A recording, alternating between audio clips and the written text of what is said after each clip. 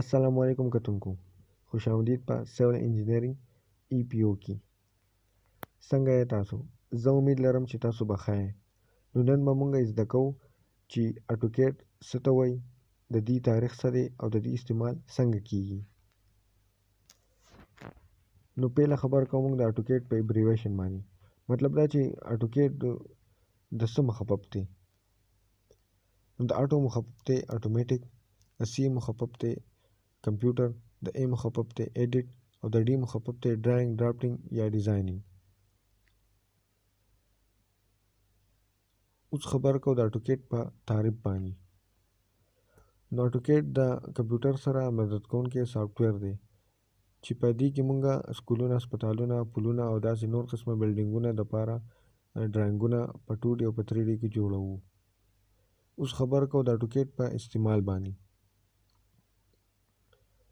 نو AutoCAD مونږ په سیول انجینرینګ، الکتریکل انجینرینګ، میکانیکل انجینرینګ او په نور داسې ځایونو کې استعمالو چې په کم ځای کې مونږ ته د ډرایینګ جوړولو ضرورت وي. کله چې مونږ یو پروجیکټ شروع کوو نو مونږ ورله پیله په AutoCAD کې ډرایینګ رغو او بیا مونږ په دغه ډرایینګ په مدد سره د دغه پروجیکټ لی آوټ کوو.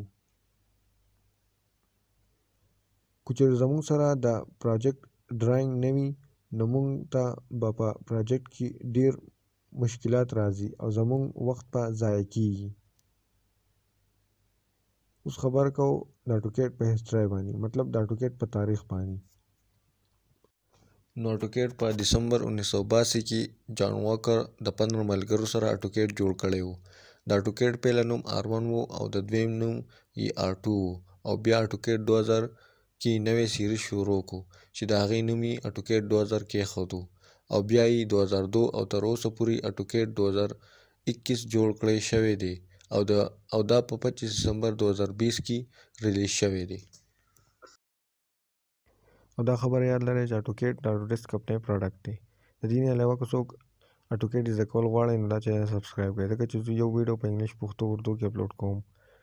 نو چې کوم زبان تاسو په سمجھ کې راځي نو هغه زبان تاسو فالو کوئ، نو سټیپ بای سټیپ به انشاءالله AutoCAD تاسو زده کړئ.